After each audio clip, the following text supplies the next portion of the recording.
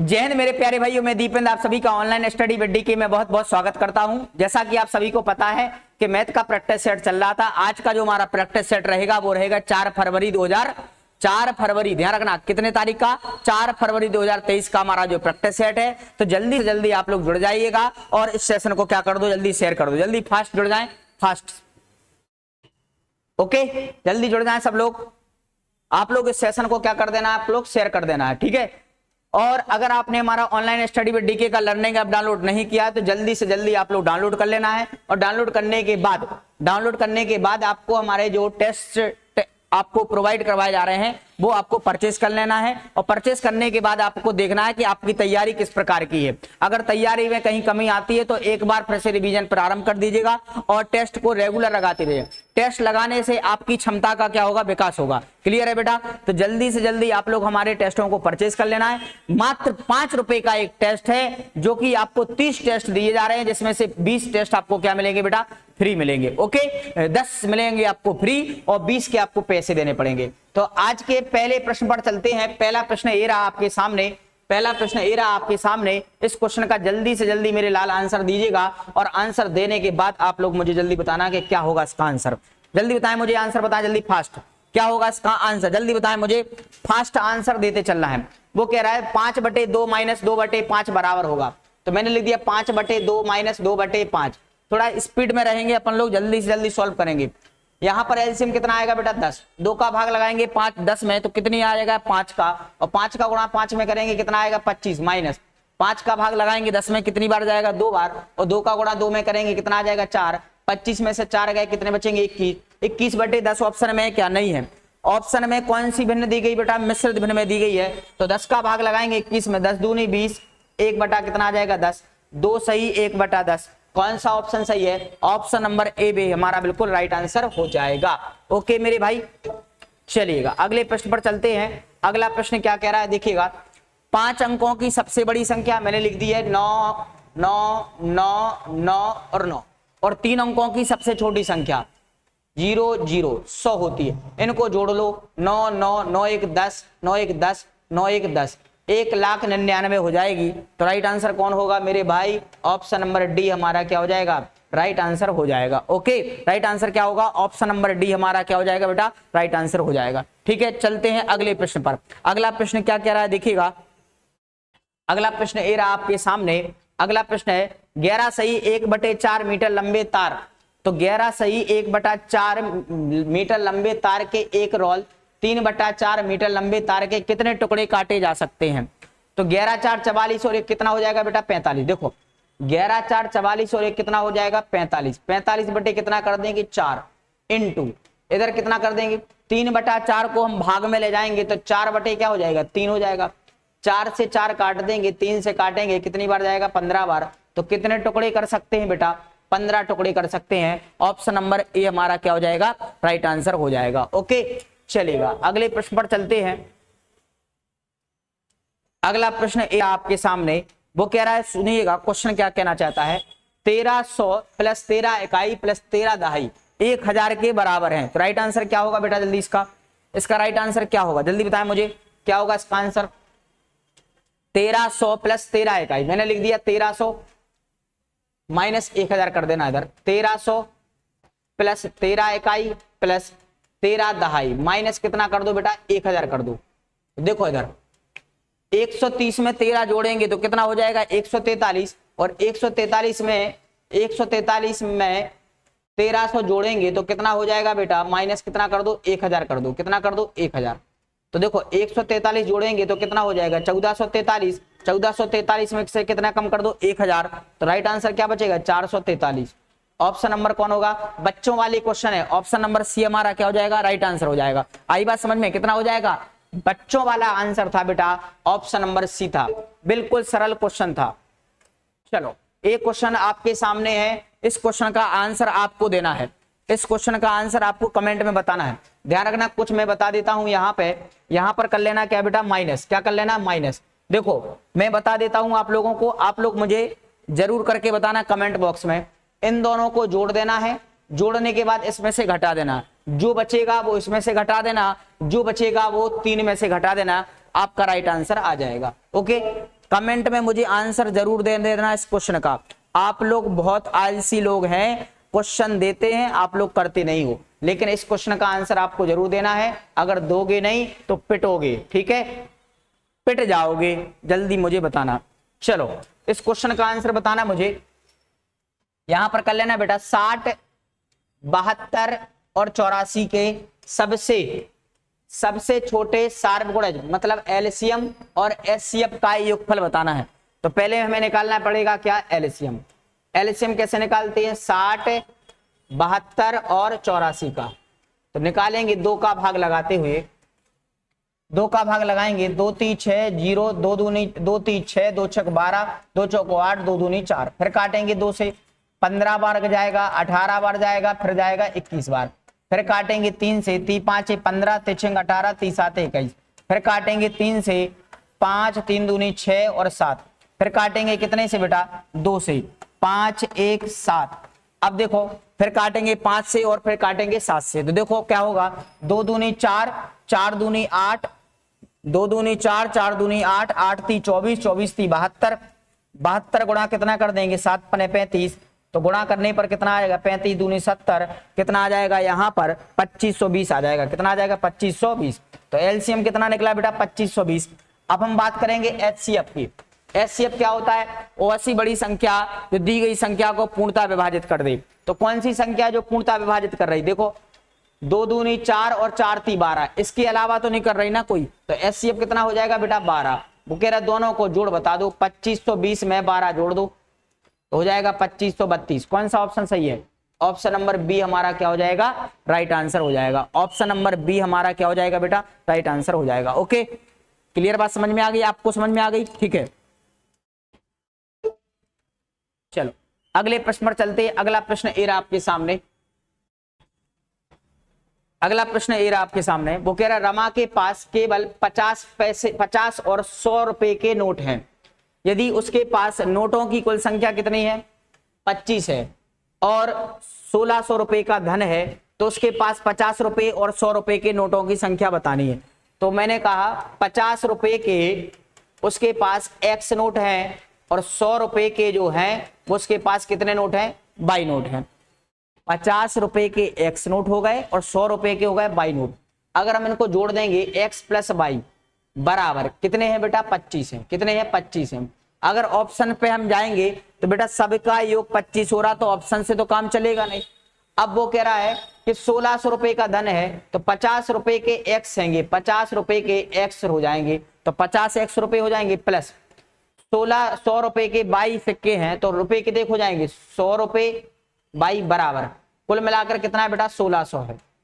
क्या ये दोनों बराबर दिख रहे हैं, नहीं, तो बराबर नहीं दिख रहे हैं, तो इनको क्या करना है, बराबर करना है। तो गुणा कितना कर दो, 100 का। तो यहां पर हो जाएगा 100x प्लस 100 का गुणा बाई में होगा तो हो जाएगा 100 बाई, प्लस 100 का गुणा 25 में हो जाएगा तो कितना हो जाएगा, 25 हो जाएगा। अब काट पीट लेंगे, कट जाएगा, यहां पर बचेगा 50x बराबर, यहां पर बचेगा कितना, 900। 2500 में से 1600 चलेगा, कितने बचेंगे, 900। 0 से 0 कट जाएगा, 5 से काटेंगे तो x का मान कितना आ गया, 18। x का मान कितना आ गया, 18। 25 में से 18 घटा देंगे तो कितना बचेगा, 7। तो 18 हो जाएंगे 50 रुपए के नोट और 7 हो जाएंगे 100 रुपए के नोट। कौन सा ऑप्शन सही दिख रहा है, ऑप्शन नंबर डी हमारा क्या हो जाएगा बेटा, राइट आंसर हो जाएगा। ओके, चलो अगले प्रश्न पर चलते हैं। अगला प्रश्न ए रहा आपके सामने। क्वेश्चन कह रहा है सविता, ध्यान से सुनना, सविता विद्यालय की एक गोष्ठी में 9:30 बजे सुबह 15 मिनट पहले पहुंच जाती है। 9:30 बजे से वो 15 मिनट पहले पहुंच जाती है, मतलब क्या बजे पहुंच जाती है, वो 9:15 बजे सुबह के पहुंच जाती है। वह अपने सहकर्मी से आधा घंटे पहले पहुंचती है, तो उसका सहकर्मी क्या बजे पहुंचता होगा, 9:45 पर पहुंचता होगा, जो कि इस गोष्ठी के लिए वो 35 मिनट क्या हो गया, देरी हो गया। 9:45 पर इसका दोस्त पहुंचता है और 35 मिनट लेट पहुंचा है, तो गोष्ठी कितने बजे होनी थी, तो गोष्ठी होनी थी बेटा कितने बजे, 9:10 पर। तो सुबह 9:10 पे होनी थी, तो राइट आंसर हो जाएगा ए ऑप्शन बिल्कुल सही है। ओके, चलो अगला क्वेश्चन क्या कह रहा है, ए रहा आपके सामने। वो क्या कह रहा है, क्वेश्चन को समझना है और पढ़ना है आपको। आंसर आपको देना है, ठीक है, आपको भी देना है, ठीक है भैया। चलो, वो कह रहा है किसी विद्यालय में 28 कमरे हैं और प्रत्येक कमरे में 6 पौधे हैं, तो कुल मिलाकर पौधों की संख्या कितनी हो जाएगी? 28 गुणे कितना कर देंगे? 6। तो 8 6 48 की 8, 6 दूनी 12 और 4 कितना हो गया? 16। तो कुल मिलाकर कितने हो गए? 168 हो गए। के लिए प्रतिदिन 180 पानी की आवश्यकता है, इनटू क्या कर देंगे? 180 कर देंगे, ठीक है। कितना कर देंगे? 180 कर देंगे। आई बात समझ में कि नहीं आई है? आई बात समझ में कि नहीं आई? जल्दी बताएं, आपको समझ में आई, हाँ या ना? इनका गुणा करेंगे तो कितना आएगा बेटा? 30 240 आ जाएगा। कितना आ जाएगा? 30 240 आ जाएगा। वो कह रहा है 840 मिलीलीटर की पानी भरा हुआ, तो ऐसी कितनी बोतलों की आवश्यकता होगी? तो 840 का भाग लगाएंगे, 0 से 0 कट गया, कितनी बार जाएगा बेटा? 36। तो कितनी बोतलों की जरूरत पड़ेगी? 36 बोतलों की जरूरत पड़ेगी एक दिन में। वो कह रहा है जिसमें कमरों के सभी पौधों को 3 दिन के लिए, एक दिन में 36 चाहिए, तो 3 दिन में कितना चाहिए? 6 × 18 3 × 9 108। तो कुल मिलाकर कितनी बोतलों की आवश्यकता पड़ेगी बेटा? ऑप्शन नंबर ए हो जाएगा। कितना आ जाएगा? 108 बोतलों की क्या पड़ेगी? आवश्यकता पड़ेगी। ओके, चलो अगले प्रश्न पर चलते। अगला प्रश्न ए रहा आपके सामने। क्वेश्चन कह रहा है एक आयत और वर्ग के परिमाप बराबर हैं। एक आयत और वर्ग के परिमाप क्या है बेटा? बराबर हैं, ठीक है। वर्ग का जो परिमाप है वो 48 सेंटीमीटर है और आयत की चौड़ाई वर्ग की भुजा से 4 सेंटीमीटर कम है। तो बेटा हम बात करेंगे आयत का क्षेत्रफल, आयत का परिमाप और वर्ग का परिमाप कैसा है बेटा? बराबर है। तो हम वर्ग का परिमाप बात करेंगे। वर्ग का परिमाप क्या होता है? वर्ग का परिमाप होता है बेटा 4a। क्या होता है? 4a। तो 4a बराबर कितना दिया है? 48। तो a का मान कितना दिया है बेटा? 2 4 एकम 4 4 दूनी 8। भुजा कितनी दी गई बेटा? 12। लेकिन वो कह रहा है जो चौड़ाई है, आयत की जो चौड़ाई है वो इस भुजा की कितनी है बेटा? 4 कम है। तो आयत की जो चौड़ाई है, आयत की जो चौड़ाई है वो भुजा से कितना कम है? 4 कम है। तो चौड़ाई कितनी हो जाएगी बेटा? 8 हो जाएगी। अब हमें क्या निकालना है? तब आयत का क्षेत्रफल निकालना है। आयत के क्षेत्रफल के लिए हमें क्या चाहिए? लंबाई और क्या चाहिए? चौड़ाई। तो लंबाई तो यहां पर दी नहीं है, चौड़ाई तो मिल गई। तो लंबाई निकालने के लिए हमें दिया क्या है? सिर्फ आयत का परिमाप दिया है। क्योंकि वर्ग और आयत का परिमाप बराबर है तो हम लिखेंगे आयत का परिमाप बराबर। आयत का परिमाप क्या होता है बेटा? तो 2 लंबाई धन चौड़ाई बराबर कितना है? 48 है। 2 से भाग लगाएंगे 48 में तो कितनी बार आ जाएगा? 24 बार। तो l प्लस चौड़ाई कितनी है? 8 बराबर कितना हो जाएगा? 24। तो लंबाई कितनी आ जाएगी? 24 में से 8 गए, कितने बचेंगे? 16। तो लंबाई कितनी आ गई? 16। चौड़ाई कितनी हो गई बेटा? 8। क्षेत्रफल क्या होता है? लंबाई गुणे चौड़ाई। तो लंबाई गुणे चौड़ाई, लंबाई कितनी है? 16 गुणे 8। 16 8 कितना होता है? 128। राइट आंसर क्या होगा बेटा? ऑप्शन नंबर क्या हो जाएगा? ए ऑप्शन बिल्कुल सही हो जाएगा। आपका बिल्कुल आंसर सही आ चुका है कि नहीं आया है? ठीक है, राइट आंसर हो जाएगा बेटा कितना? 128 हो जाएगा। ओके, चल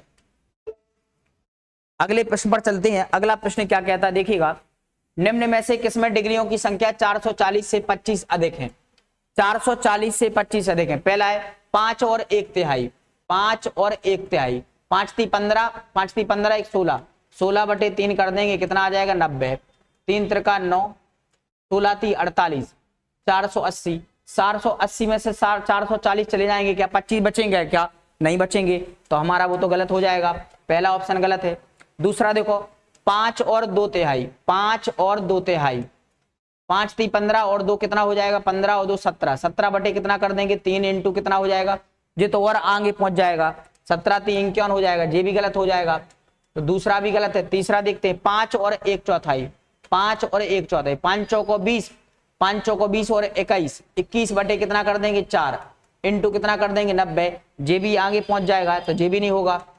ये भी गलत है, ये भी गलत है, ये भी गलत है। अब बचता है 5 और 1/6। 5 और 1/6 इंटू कितना कर देंगे? 90। 6 × 5 = 30 और 31 बटे कितना कर दो? 6 इंटू 90। काटेंगे कितनी बार जाएगा? 15 बार। 15 एकम 15 की 5 हासिल कितना आ जाएगा? 1। 15 × 3 = 45 और 1 कितना हो जाए? 46।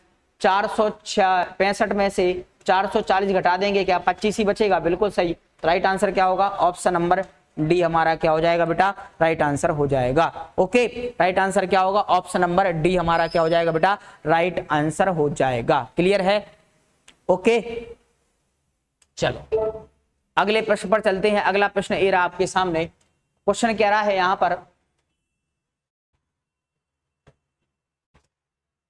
यहां पर, मीटर कर लेना, 6.75 मीटर लंबी तथा 4.5 चौड़ी फर्श को 45 सेंटीमीटर भुजा वाले वर्गाकार टाइलों से पूरी तरह ढकना है। तो पहले हम कमरे का क्या निकाल लेंगे बेटा, या फर्श का क्या निकाल लेंगे, क्षेत्रफल। तो क्षेत्रफल क्या होता है, 6.75 मीटर है, तो 675 सेंटीमीटर में बदलेंगे। क्यों? क्योंकि टाइलें जो है वो 45 गुणे 45 में है। इंटू कितना कर देंगे बेटा, 450 बटे में कितना कर देंगे, 45 गुणा कितना कर देंगे, 45। काट पीट लेंगे, 45 से 45 कट जाएंगे। ठीक है, इसको काट पीट लेना तो राइट आंसर कितना आ जाएगा बेटा, 150 आ जाएगा। ऑप्शन नंबर कौन सा सही हो जाएगा, ऑप्शन नंबर सी हमारा क्या हो जाएगा, राइट आंसर हो जाएगा। काट पीट आप लोग लेना, ठीक है, क्योंकि काटने का काम किसका है, आपका है, हमारा नहीं है। ठीक है, कैलकुलेशन आनी चाहिए आपको। चलो इस क्वेश्चन का आंसर बताएं जल्दी मुझे। क्वेश्चन क्या कह रहा है, देखो क्वेश्चन कहना क्या चाहता है, किसी कक्षा के 21 बच्चों के भार नीचे दिए गए हैं। ठीक है, वो कह रहा है कितने बच्चे हैं जो 45 किलोग्राम से और 50 किलोग्राम के बीच में है। 45 और 50 के बीच में कितने बच्चे हैं, देख लो। 45 एक हो गया, 2 हो गए, 3 हो गए, 4 हो गए, 5 हो गए, 6 हो गए, 7 हो गए, 8 हो गए, अच्छा 52 नहीं होगा, 7 हो गए, 8 हो गए, 9 हो गए, 10 हो गए। तो कुल मिलाकर कितने बच्चे हो गए बेटा, 10 बच्चे होंगे। तो राइट आंसर कौन होगा, ऑप्शन नंबर सी हमारा राइट आंसर हो जाएगा। वो कह रहा है 45 और किसके बीच में चाहिए अपन को, 45 और किसके बीच में चाहिए बेटा, 50 के बीच में चाहिए। तो राइट आंसर कितने, ऐसे कितने विद्यार्थी हैं बेटा, 10 विद्यार्थी हैं। क्वेश्चन देखिएगा, क्वेश्चन क्या कहना चाहता है, इधर देखें। वो कह रहा है निम्न तालिका एक विक्रेता द्वारा 5 महीनों में बेचे गए वाहनों की संख्या को प्रदर्शित करती है। जल्दी मुझे बताएं इसका आंसर क्या होगा, जल्दी बताएं इस क्वेश्चन का राइट आंसर क्या होगा, जल्दी बताएं। वो कह रहा है प्रदर्शित करती है विक्रेता द्वारा जनवरी और मार्च में, जनवरी और मार्च में। तो पहले देखेंगे जनवरी और मार्च में। तो जनवरी और मार्च, जनवरी में कितना है 225 और मार्च में कितना है 272। इनको जोड़ दो, 5 और 2 7, 7 और 2 9 और 2 2 4, कितना हो गया 497। वाहनों की कुल संख्या फरवरी अप्रैल और मई। तो फरवरी का देख लो 318, अप्रैल का देखो 180 और मई का देखो 178। 8 और 8 16 की 6, 8 और 1 9, 9 10 और 17 की 7 हासिल 1, 3 4 5, 5 और 6 कितना हो जाएगा बेटा 676 हो जाएगा। वो कह रहा है कुल संख्या से कितनी कम है, अंतर निकालना है। 676 में से 400 कितना घटा दो 97, 16 में से 7 गए कितने बचेंगे 9, 17 में से 10 गए कितने बचेंगे यहाँ पर 7 और 6 में से 5 गए कितने बचेंगे यहाँ पर 6 में से 5 गए कितने बचेंगे 1। राइट आंसर क्या हो जाएगा, ऑप्शन नंबर बी हमारा क्या हो जाएगा बेटा, राइट आंसर हो जाएगा। ओके, चलो इस क्वेश्चन का आंसर दें। चलो निम्न पैटर्न का अवलोकन कीजिएगा। अवलोकन करना है पैटर्न का। वो क्या कह रहा है 1 + 2 = 3, 3 + 3 = 6, 6 + 5 = 11। तो देखो जोड़ने पर जो 3 आ रहा है उसकी शुरुआत यहां से हो रही है। पहले 1 + 2 जोड़ेंगे तो 3 बन जाएगा और 3 की शुरुआत होगी, 3 + 3 बन जाएगा 6। तो 6 की शुरुआत होगी यहाँ पर, 6 + 5 बन जाएंगे 11, 11 की शुरुआत होगी, 11 + 7 बन जाएंगे 18। तो कहीं ना कहीं देखो 42 प्लस कितना हो जाएगा x और y बताना है। ये वाली तो सीरीज में समझ में आ गई, इस वाली सीरीज को समझते हैं।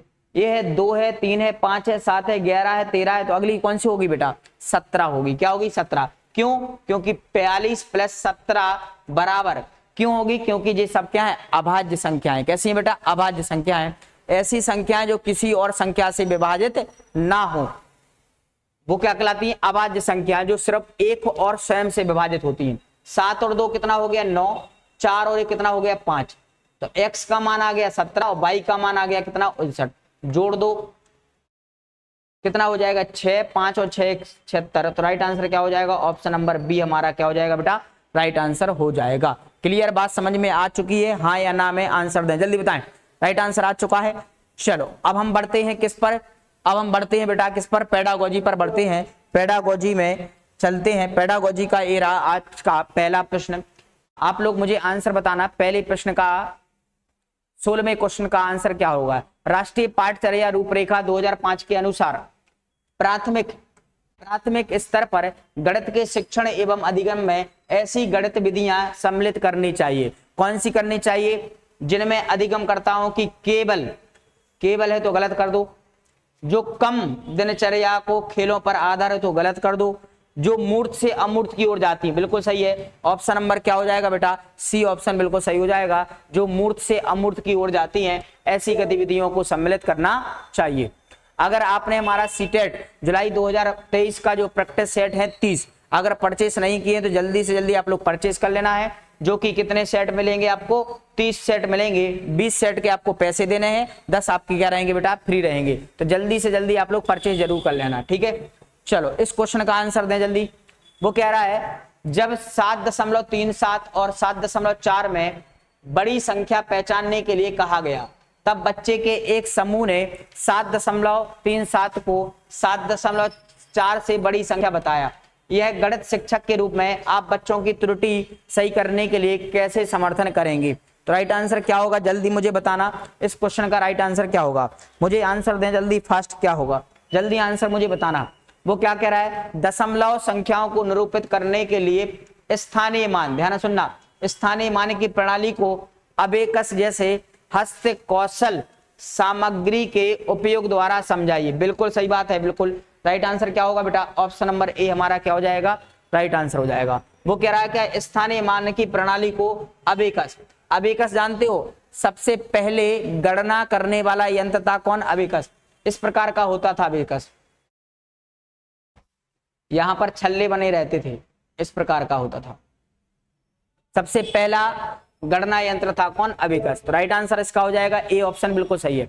चलो इस क्वेश्चन का आंसर दें जल्दी, फास्ट 18 का आंसर दें जल्दी, क्या होगा जल्दी बताएं। कक्षा 3 के विद्यार्थी ने योग के प्रश्न को निम्नलिखित प्रकार से हल किया। 5128 प्लस 2707 78215। अपनी त्रुटियों को ज्ञात करने में विद्यार्थी की सहायता करने के लिए सर्वाधिक उपयुक्त युक्ति कौन सी है। तो 8 7 15 की 5 2 और क्या कर दिया उसने, गलती कर दी यहां पर। तो प्रकार कोई त्रुटि को बताना है, विद्यार्थी को उसका उत्तर अपने सहपाठियों के साथ जांचने के लिए कहें, बिल्कुल गलत है। विद्यार्थी को सन्निकटन का उपयोग करके योग ज्ञात कर अपने उत्तर की तुलना करने के लिए कहें। तीसरा प्रश्न को दोबारा, ये गलत हो जाएगा, दोबारा की बात, कैलकुलेटर गलत हो जाएगा। तो एक ही ऑप्शन बचता है बेटा, ऑप्शन नंबर बी हमारा क्या हो जाएगा, राइट आंसर हो जाएगा। ओके, आपको बात समझ में आ गई पूरी, आपको समझ में आ गई, जल्दी बताएं, क्लियर है। चलो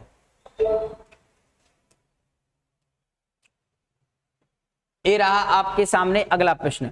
प्रश्न क्या कह रहा है देखिएगा, निम्नलिखित में से कौन सा प्राथमिक कक्षाओं में एक शिक्षण के साधन के रूप में हैसिलेशन टाइपिंग का सबसे उपयुक्त उपयोग निरूपित करता है। पहला, ज्यामिति में क्रियाविधिक अधिगम को विकसित करने के लिए, कोणों को मापने के लिए, ज्यामितीय आकृतियों के उपयोग में पैटर्न बनाने के लिए, या स्थानीय मान की अवधारणा को विकसित करने के लिए। जल्दी आंसर बताएं मुझे जल्दी, फास्ट क्या होगा इसका आंसर। वो कह रहा है हैसिलेशन टाइलिंग का सबसे उपयुक्त निरूपित करता है बेटा ज्यामितीय आकृतियों के उपयोग से पैटर्न बनाने के लिए। तो राइट आंसर क्या होगा, ऑप्शन नंबर हमारा क्या हो जाएगा, इसका सही आंसर हो जाएगा क्या, ऑप्शन नंबर सी होगा। ओके बेटा, चलो अगले प्रश्न पर चलते हैं। अगला प्रश्न ये रहा आपके सामने। अगला प्रश्न कह रहा है, राष्ट्रीय शिक्षा नीति एनईपी 2020 प्रत्येक विषय में पाठ्यक्रम की विषय वस्तु को कम करने पर, ध्यान रखना, कम करने पर विचार कर रही है, ताकि क्या हो, जल्दी बताएं मुझे। 20 का क्या होगा, जल्दी बताएं। ताकि परीक्षा में विद्यार्थियों को प्राप्तांक को सुधारा जा सके, ताकि कक्षा में धीमी गति से सीखने वाले शिक्षार्थियों का प्रदर्शन सुधारा जा सके। बिल्कुल सही बात है, कक्षा में धीमी गति से सीखने वाले, ध्यान रखना, कक्षा में जो धीमी गति से सीखने वाले विद्यार्थियों का प्रदर्शन सुधारा जा सके, ये नहीं होगा। पाठ्यक्रम को पूरा करने में शिक्षकों के भार को कम किया जा सके, ये भी नहीं होगा। विद्यार्थी रटकर सीखने से अलग वास्तविक समझ की ओर बढ़े। बिल्कुल सही बात है, रटकर नहीं सीखना चाहिए, वास्तविक समझ की ओर बढ़ना चाहिए। तो राइट आंसर क्या होगा इसका? ऑप्शन नंबर डी होगा। राइट आंसर क्या होगा बेटा? ऑप्शन नंबर डी हो जाएगा। रटकर नहीं होना चाहिए बच्चों को, ठीक है। चलो, आई बात समझ में कि नहीं आई? जल्दी बताएं। अगला क्वेश्चन ये रहा आपके सामने। राष्ट्रीय पाठचर्या रूपरेखा 2005 के अनुसार प्राथमिक स्तर पर गणित का शिक्षण और अधिगम केंद्रित होना चाहिए। जल्दी बताएं, किस पर केंद्रित होना चाहिए? जल्दी बताएं, जल्दी बताएं मुझे। कार्यविधियों को कंठस्थ करने पर गलत है, कंठस्थ आ गया, गलत हो गया। अवधारणा का परिचय देने के लिए गणितीय खेलों, पहेलियों, गतिविधियों पर, बहुत बढ़िया, गणितीय खेलों, पहेलियों, गतिविधियों पर होना चाहिए। तो राइट आंसर क्या होना चाहिए? ऑप्शन नंबर बी हमारा क्या हो जाएगा बेटा? राइट आंसर हो जाएगा। ओके, 21 का कौन हो जाएगा बेटा? बी ऑप्शन आ जाएगा। आपको समझ में आ गई? आपको भी बात समझ में आ गई? बहुत बढ़िया। चलो, इस क्वेश्चन का आंसर दें। अगला क्वेश्चन है, एनईपी 2020 नीति के अनुसार एनसीएफएससी का मतलब क्या है? National curriculum framework for school education. पहले ही ऑप्शन हमारा क्या मिल जाएगा बेटा? सही हो जाएगा, ठीक है। एनसीएफएससी का फुल फॉर्म है national curriculum framework for school education. Right answer क्या होगा? करिकुलम नहीं, सर्कुलम है बेटा, सर्क्यूलम है, होगा सर्क्यूलम, CUR है। चलो, अगला प्रश्न ये रहा आपके सामने। समतल पृष्ठों और वक्र पृष्ठों के बीच अंतर करने में विद्यार्थियों की मदद हेतु निम्नलिखित में से कौन सी विधि सर्वाधिक उपयुक्त है? जल्दी बताएं मुझे, आंसर क्या होगा? जल्दी बताएं, कौन सी विधि सर्वाधिक है? समतल एवं वक्र पृष्ठों के मॉडल को दिखाना, गलत। विभिन्न पृष्ठों की वीडियो दिखाना, गलत। तीसरा, एक पटरे का प्रयोग करते हुए त्रिविमीय वस्तुएं जैसे गोला, बिल्कुल सही है, बेलन, घन आदि की फिसलदार वस्तुओं, मूर्त वस्तुओं को दिखाकर। राइट आंसर क्या होगा बेटा? ऑप्शन नंबर सी हमारा क्या हो जाएगा? बिल्कुल सही हो जाएगा, ठीक है। मूर्त वस्तुएं जिनको हम टच कर सकते हैं, जिनको हम देख सकते हैं, वो क्या कहलाती है? हमारी मूर्त वस्तुएं। चलो, इस क्वेश्चन का आंसर दें जल्दी, फास्ट। 24 का क्या होगा? जल्दी बताएं। 24 का होगा, बच्चों के लिए प्राथमिक कक्षा के गणित में सर्वाधिक महत्वपूर्ण है कि गणित को कैसे सीखा जाए। निम्नलिखित में से कौन सा उपयुक्त कथन का प्रमाण दे रहा है? पहला कह रहा है, शिक्षक द्वारा यह बता जाने के लिए कि किसी एक प्रकार के प्रश्न को कैसे हल करना विद्यार्थी को प्रतीक्षा करने की आवश्यकता है। दूसरा, विद्यार्थी को हल किए गए प्रश्नों को अच्छी तरह से देखने की और कलन विधि को याद करने की आवश्यकता है। याद करने की आवश्यकता है क्या? बिल्कुल गलत है यहाँ पर, याद करने की। तीसरा है, विद्यार्थियों को सीखी हुई कार्यविधि के सटीक पुनरुत्थान की अपेक्षा कार्यविधि की समझ पर ध्यान केंद्रित करने और अत्यधिक महत्व देने की आवश्यकता है। तो कौन सा सही होगा? जल्दी बताएं मुझे आंसर, जल्दी बताएं कौन सा सही होगा। इसका राइट आंसर होगा कौन? ए और सी दोनों सही लग रहे हैं। राइट आंसर होगा ए बात सी दोनों। कौन सा ऑप्शन सही है? डी ऑप्शन बिल्कुल सही है, ठीक है। बच्चों के लिए प्राथमिक कक्षा की गणित में सर्वाधिक महत्वपूर्ण है कि गणित कैसे सीखा जाए। चलो, अगला प्रश्न ए रहा आपके सामने, 25वां क्वेश्चन ए रहा आपके सामने। 25वां का आंसर दें जल्दी, क्या होगा? प्रवेश प्राथमिक कक्षा का एक गणित का अध्यापक है, अपने विद्यार्थी को संख्याएं पढ़ाते हुए उन्हें वस्तुओं के विभिन्न समुच्चय देता है और उनके लिए समुच्चय में वस्तुओं की कुल संख्याएं बताने के लिए कहता है। वह को विकसित करने का प्रयास कर रहा है। किसको विकसित करने का प्रयास कर रहा है? वस्तुओं के वर्गीकरण की अवधारणा को नहीं, स्थानीय मान की अवधारणा को नहीं, संख्याओं के क्रम सूचक को नहीं, संख्याओं की गणना कर रहा है, वो गणन माप संख्या को। तो राइट आंसर होगा क्या? ऑप्शन नंबर डी होगा। कौन होगा बेटा? ऑप्शन नंबर डी हमारा क्या हो जाएगा? राइट आंसर हो जाएगा। ओके, ठीक है, राइट आंसर क्या होगा बेटा? ऑप्शन नंबर डी होगा। ओके, चलो 26वें क्वेश्चन पर चलते हैं। 26वां क्वेश्चन है आपके सामने। आंसर बताएं, निम्नलिखित में से मूल्यांकन की कौन सी विधि गणित की कक्षा में उन विद्यार्थियों की सहायता करेगी जो अभिप्रेत नहीं है बताना है। एक सर्व कक्षा परीक्षा, एक प्रश्नावली, क्रियाकलाप आधारित मूल्यांकन या निर्देशित प्रशिक्षण। कौन सी होगी जो मोटिवेट नहीं करेगी? जल्दी बताएं कौन सी होगी, जल्दी मुझे आंसर दें। 26 का क्या होगा बेटा? तो राइट आंसर क्या होना चाहिए इसका? एक सर्व कक्षा परीक्षा होना चाहिए क्या? एक प्रश्नावली नहीं। राइट आंसर होगा ऑप्शन नंबर सी, क्रियाकलाप आधारित मूल्यांकन नहीं होना चाहिए। ठीक है, ये हमारा मोटिवेट नहीं करता है। चलो 27वें का आंसर आप लोग बताना मुझे। प्राथमिक स्तर की एनसीईआरटी की गणित की पाठ्य पुस्तकों में विविध रूप से कहानियां, कविताएं, पहेलियां और खेल शामिल हैं। इनको सम्मिलित करने का सर्वाधिक उपयुक्त उद्देश्य क्या है? जल्दी बताएं मुझे, सर्वाधिक उपयुक्त उद्देश्य क्या है होगा? पहला क्या है? गणित के पाठ्यक्रम को कम करना। दूसरा, गणित के बच्चों को दैनिक जीवन से जोड़ना। बिल्कुल सही है, ऑप्शन नंबर यहीं पर मिल गया। गणित को बच्चों के दैनिक जीवन से क्या करना है? अपन को जोड़ना है। तो राइट आंसर क्या होगा बेटा? ऑप्शन नंबर बी हमारा क्या हो जाएगा? राइट आंसर हो जाएगा। चलो अगला क्वेश्चन, निम्नलिखित में से कौन सा रचनावादी कक्षा में गणितीय गतिविधि को निरूपित नहीं करता? ध्यान से सुनना, नहीं करता है। 28वें का बताना है आपको, जो नहीं करता है। जल्दी बताएं कौन सा सही होगा। एक बच्चा विभिन्न आकृतियों को वर्गीकृत कर रहा है। एक बच्चा गणितीय अवधारणाओं पर आधारित एक कहानी की रचना कर रहा है। एक बच्चा एकत्रित आंकड़ों के आधार पर ग्राफ बना रहा है। एक बच्चा श्याम पट्टे से, देखो ये आ गया ना, श्याम पट्टे नेगेटिव आ गया ना, तो राइट आंसर कौन होगा बेटा? डी ऑप्शन सही होगा। बहुत सरल सरल क्वेश्चन होते हैं कभी कभी। तो इस क्वेश्चन का आंसर है, निम्नलिखित में से कौन सा नैदानिक परीक्षाओं के लिए सबसे उपयुक्त है? नैदानिक पहला है, बच्चे की समझ में रह गई कमियों को पहचानने में मदद करना। पहले ही आंसर मिल गया। नैदान का मतलब होता है क्या? बच्चे की समझ में रह गई कमियों को क्या करना? पहचानने में क्या करना? मदद करना, और उनकी समस्या का क्या करना बेटा? समाधान करना। तो राइट आंसर हो जाएगा क्या? ऑप्शन नंबर ए हो जाएगा। अगला प्रश्न ए रहा आपके सामने। एक शिक्षिका 5वीं कक्षा के विद्यार्थियों को क्षेत्रफल की अवधारणा का परिचय देने के लिए केवल आयताकार एवं वर्गाकार आकृतियों का प्रयोग करती है। एक विद्यार्थी खड़ा होता है और शिक्षक से पूछता है, यदि मेरा कक्ष ना ही आयताकार है और ना ही वर्गाकार है, मैं उसका क्षेत्रफल ज्ञात करना चाहता हूं, तो यह कैसे ज्ञात करेगा? बताएं जल्दी मुझे। क्षेत्रफल की अवधारणा पूरी समझ में कमी है, गलत। बच्चा विद्रोहपूर्ण व्यवहार प्रदर्शित कर रहा है, ऐसी बात तो कोई है नहीं है। बच्चा कक्षा में शरारती हो रहा है, ऐसी कोई बात नहीं है। बच्चा एक अर्थपूर्ण एवं तर्कपूर्ण गणितीय समस्या पूछ रहा है, बिल्कुल सही बात है। वो अर्थपूर्ण और तर्कपूर्ण क्या पूछ रहा है? गणितीय समस्या पूछ रहा है। तो राइट आंसर क्या होगा बेटा? ऑप्शन नंबर डी हमारा क्या हो जाएगा? राइट आंसर हो जाएगा। तो आज के हमारे जो 30 प्रश्न थे वो आज हमने कंप्लीट कर लिए हैं। आप लोग मुझे बताना कमेंट में कितने क्वेश्चन आपके सही गए हैं और कितने गलत हुए हैं, ठीक है। अगर आपको हमारी वीडियो अच्छी लगती है तो आप इस वीडियो को शेयर करना है, लाइक करना है और सब्सक्राइब। अगर आप हमारे चैनल पर नए हैं तो सबसे पहले सब्सक्राइब करना है और बेल आइकन पर क्या करना है? क्लिक करना है, जिससे आपको नोटिफिकेशन मिलती रहे। और आप हमारे टेलीग्राम वाले चैनल से भी जुड़ सकते हैं, जिसकी लिंक आपको डिस्क्रिप्शन में मिल जाएगी। मिलते हैं ओके शाम को 6 बजे। जय हिंद, जय भारत। ओके।